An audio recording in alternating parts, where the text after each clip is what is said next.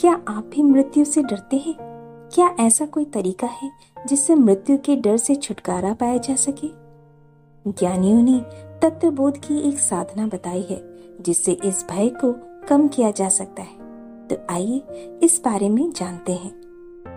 ततो वे निष्पति स भुवि मतिमान पंडित वरः विजानन गुह्य यो मरण जीवन योस्तत् खिलम अनंते संसारे विचरति या शक्ति रहितः ततः निर्माण वै निज गति निधाना प्रकृति। अर्थात गायत्री मंत्र का प्रथम पद तत् ये बतलाता है कि इस संसार में वही बुद्धिमान है जो जीवन और मरण के रहस्य को जानता है और मृत्यु के लिए सदैव तैयार रहता है। भय और आसक्ति से रहित होकर जीता है और उसी आधार पर अपनी गतिविधियों का निर्माण करता है। अक्सर देखा जाता है कि लोग जीवन से तो बहुत अधिक प्यार करते हैं पर मृत्यु से बहुत अधिक डरते हैं। मृत्यु दंड पाए हुए कैदियों और असाध्य रोगों से निराश रोगियों से जिन लोगों ने साक्षात्कार किया है वे बताते हैं कि वे लोग मृत्यु से कितना डरते हैं। कभी खतरे की संभावना आए, शेर, सांप, डाकू, भूत आदि का भय सामने आने पर प्राण पर संकट अनुभव करके लोग थर-थर कांपने लगते हैं। मृत्यु चाहे प्रत्यक्ष रूप से सामने ना हो पर उसकी कल्पना मात्र से इतना भय मालूम होता है जो मृत्यु के वास्तविक कट से किसी भी प्रकार कम नहीं होता। महर्षि पतंजलि ने योग सूत्रों में 5 क्लेशों का वर्णन किया है और उसमें से एक क्लेश मृत्यु का भय भी है जिसे अभिनिवेश क्लेश कहा गया है। सूत्र है स्वरस वाहि विदुषो अपि तथा रूढ़ो अभिनिवेशः।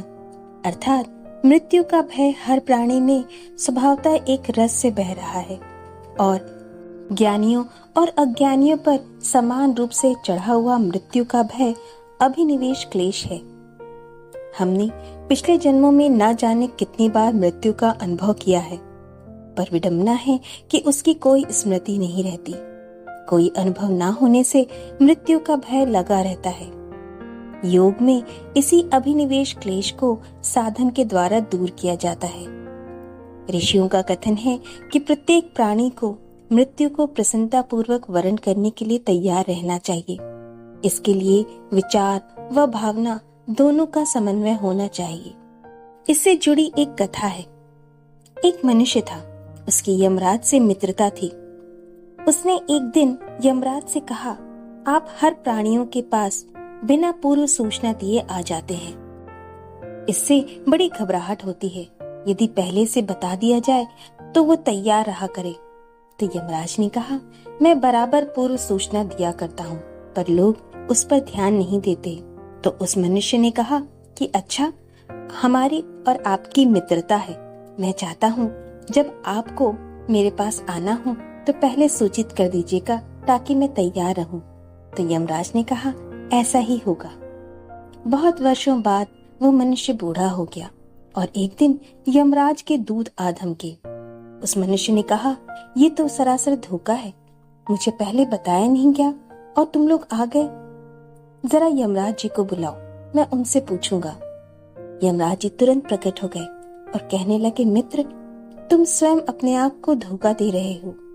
मैंने तुम्हें 4 बार सूचित करके चेतावनी दी पर तुम बराबर भूल में पड़े रहे और चेतावनियों पर ध्यान नहीं दिया।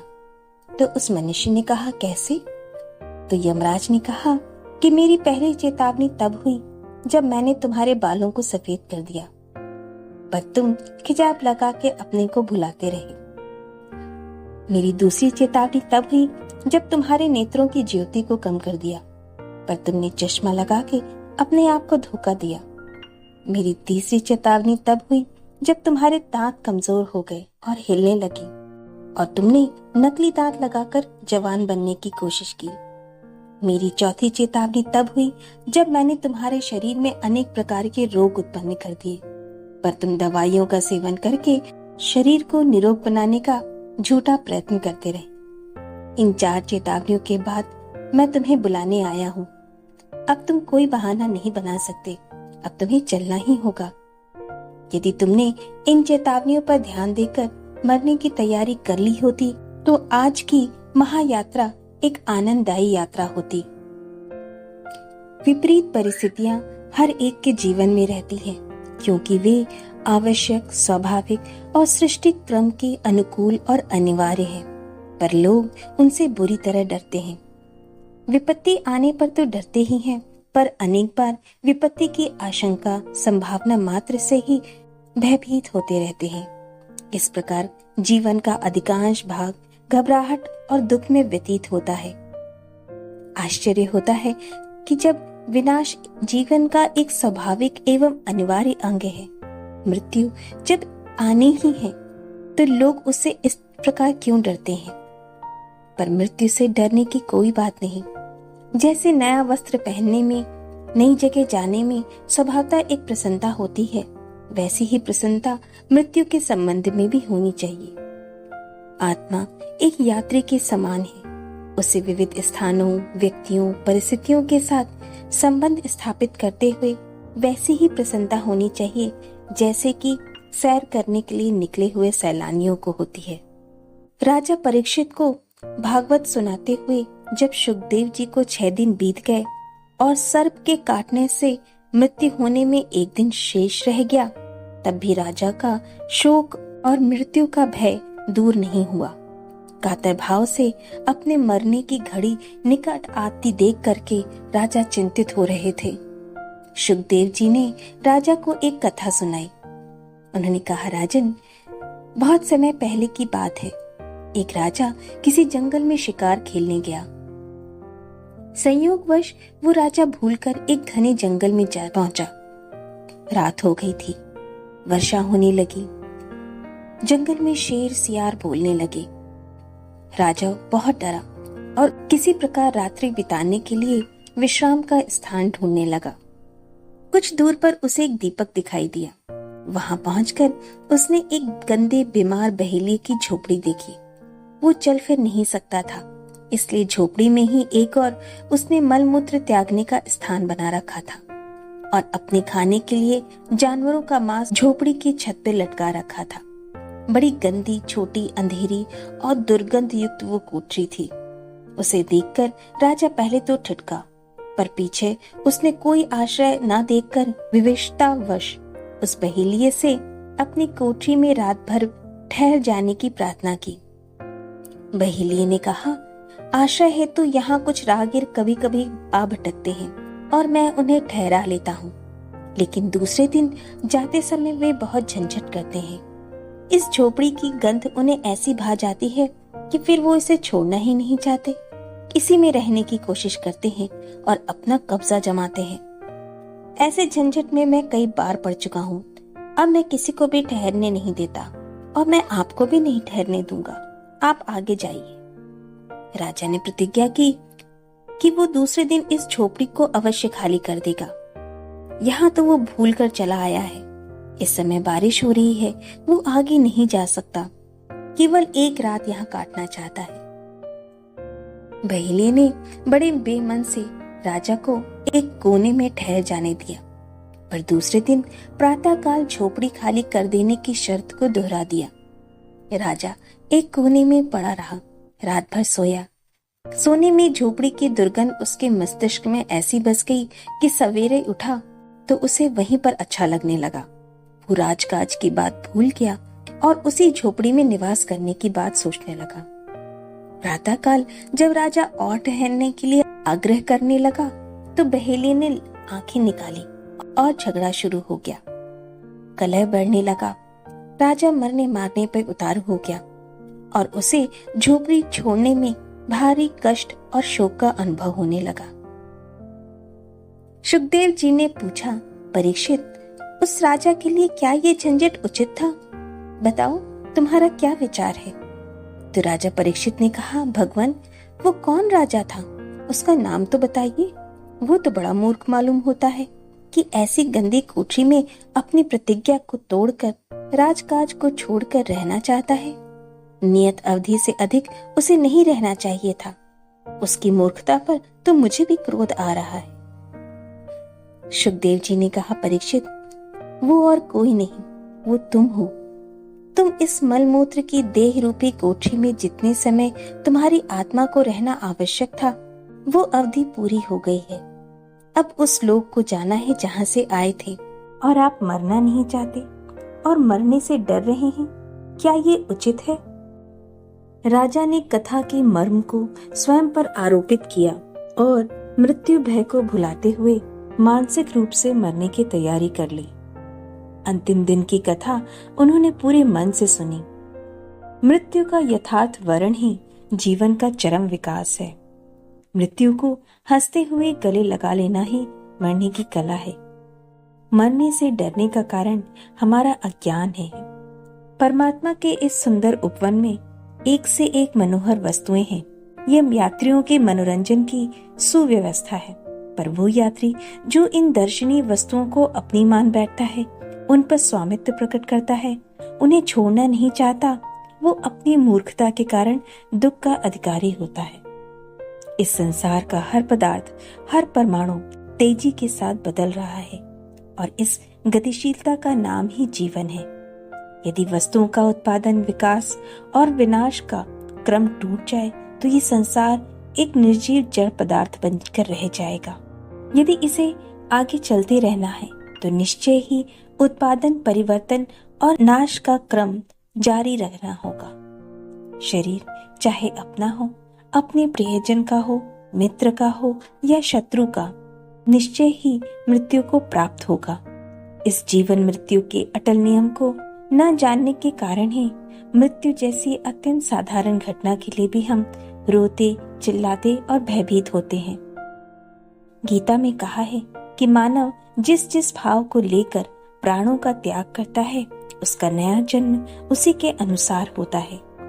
जीवन के अंतिम क्षणों में व्यक्ति के सामने अंतःकरण के पर्दे पर वो सब कुछ उपस्थित हो जाता है जिसका उसके जीवन में विशेष महत्व रहा है। बहुत से लोगों के प्राण किसी विशेष व्यक्ति या पदार्थ में अटक जाते हैं और मृत्यु बड़ी कष्टदायी हो जाती है। इसलिए पहले से अपने मन की दशा ऐसी बनाकर रखनी चाहिए जिससे मन प्राण कहीं अटकने ना पाए। यद्यपि मृत्यु का भय सबके लिए स्वाभाविक है और किसी को भी मरने के लिए कोई शंका नहीं रहती। सब जानते हैं कि समय आने पर सभी को एक ना एक दिन मरना है, फिर भी सब यही सोचते हैं कि हमें तो अभी नहीं मरना है। फिर जब कोई अचानक मृत्यु के मुख में चला जाता है तो सभी सोचते हैं मृत्यु का कोई भरोसा नहीं। कुछ लोग प्रश्न करते हैं, जब मरना अनिवार्य है तो उसके लिए तैयारी करने की क्या आवश्यकता? जब समय आ जाए तब मर जाना होगा। ये ठीक है कि आप चाहें तैयार हों या नहीं, मरने का समय आने पर मरना ही होगा। मरने की तैयारी का मतलब ऐसा कुछ नहीं है कि आप बाहर से इसके लिए कोई प्रबंध कर लें और लोगों को आवश्यक निर्देश दे दें। वस्तुतः मृत्यु की तैयारी का तात्पर्य है कि आप अपने मन से मृत्यु का वरण करने के लिए तैयार हो गए हैं और इससे आपको किसी भी प्रकार का भय नहीं है। जिसे एक क्षण के लिए भी मृत्यु का भय लगता है तो समझिए कि वो मरने के लिए तैयार नहीं है। जो पूर्ण रूप से निर्भय हो गया है उसके लिए जीवन और मृत्यु में कोई अंतर नहीं रह जाता।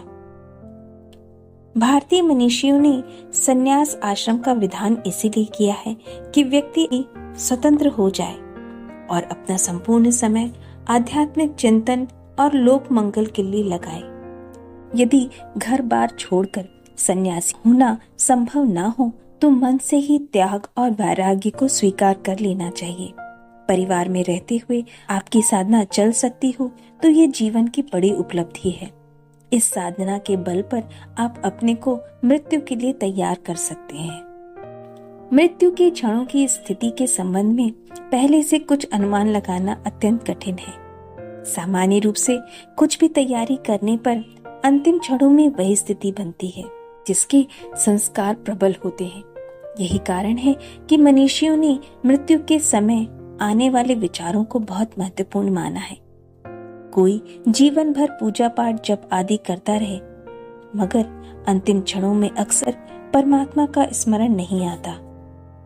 इसलिए मरने की तैयारी आज से ही करनी चाहिए। गुरु जी श्री राम शर्मा आचार्य जी ने एक तत्व बोध की साधना बताई है, जिसे आप इस साधना को सोते समय करते रहें तो मृत्यु भयदायक नहीं रह जाएगी, बल्कि एक लीला, एक खेल बन जाएगी। तत्व बोध को इस प्रकार से किया जा सकता है। रोजाना रात में जब आप सोने के लिए लेटें तो पहले चित्त लेट जाए, दोनों हाथों को अपने बगल में रख लें, शरीर को बिल्कुल शिथिल कर दें, 5-7 बार गहरी सांस लें और फिर शरीर को ढीला करके चिंतन करें। और जब चित्त शांत हो जाए तो सोचें कि हम मृत्यु की गोद में जा रहे हैं। मेरी मृत्यु आ गई है, मेरे प्राण इस शरीर को छोड़ रहे हैं। परिवार के लोग चारों ओर से खड़े हैं, रो रहे हैं। इस प्रकार की चिंतन की धारा को चलने दीजिए। अब आप विचार कीजिए कि आपका शरीर नीचे पड़ा हुआ है और आप अलग साक्षी भाव से सभी दृश्य को देख रहे हैं। आपके शरीर को ले जाया जा रहा है, लोग उसके पीछे जा रहे हैं, परिजन रो रहे हैं। अब आप विचार कीजिए कि आपको शमशान में लकड़ियों पर लिटाया जा रहा है, घी की आहुतियां दी जा रही हैं और आपका मृत शरीर जलने लगा है। सभी लोग जीवन का अंतिम दृश्य देख रहे हैं और कुछ ही घंटों में सब कुछ राख का ढेर हो जाता है और सभी अपने अपने घर को लौट जाते हैं। आप उपरोक्त प्रकार से विचार करते हुए सो जाइए। यही तत्वबोध की साधना है। यदि इस प्रकार की भावना आप नित्य करते हुए निद्रा की गोद में चले जाएंगे तो एक दिन जब वास्तविक मृत्यु आएगी तो कुछ अजीब नहीं लगेगा। जो नाटक आपने रोज देखा है वही फिर से होने जा रहा है। रोजाना निद्रा की गोद में सो जाते थे और आज मृत्यु की देवी की गोद में सोने जा रहे हैं। इस तरह मृत्यु एक आनंददायी यात्रा हो जाएगी। तत्वबोध की साधना से मन में अक्सर वैराग्य उत्पन्न होने लगता है और संसार से आसक्ति टूटने लगती है।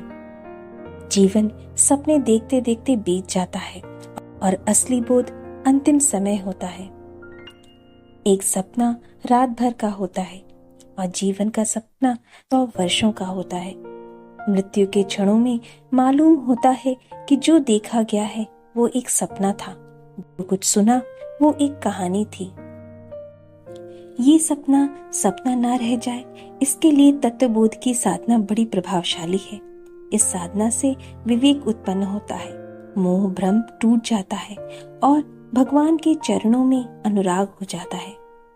गायत्री का आरंभिक पद तत् हमें यही शिक्षा देता है कि मृत्यु से डरो मत, उसे डरने की जरूरत नहीं है। डरने की बात है हमारा गलत दृष्टिकोण, गलत कार्य। हमें सचेत होकर मृत्यु से मिलने की तैयारी करनी चाहिए।